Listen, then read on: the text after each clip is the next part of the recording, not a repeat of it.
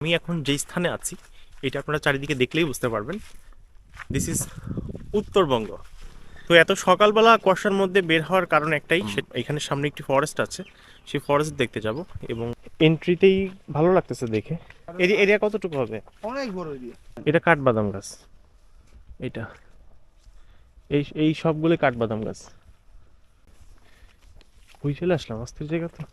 ভোর সকালবেলা এরকম একটা জায়গায় ঘুরতে আসা পারা ভাগ্যের ব্যাপার। আমার চারপাশে শুধুমাত্র কুয়াশা দেখা যাচ্ছে এবং সামনে যতদূর চোখ যাবে, কুয়াশা ভেদ করে যতদূর চোখ যাবে ততদূর শুধুমাত্র এরকম ফরেস্ট, এরকম শূন্য পাতা এবং কুয়াশা। যাই হোক, এতদূর হেঁটে আসলাম, অলমোস্ট 2 কিলোমিটার হেঁটে আসছি এই জিনিস দেখার জন্য। হেঁটে আসাটা সার্থক হইল। আর এই ফরেস্ট কলোনিটা ইন্ডিয়ান সেই ফরেস্টগুলোর মতো লাগে।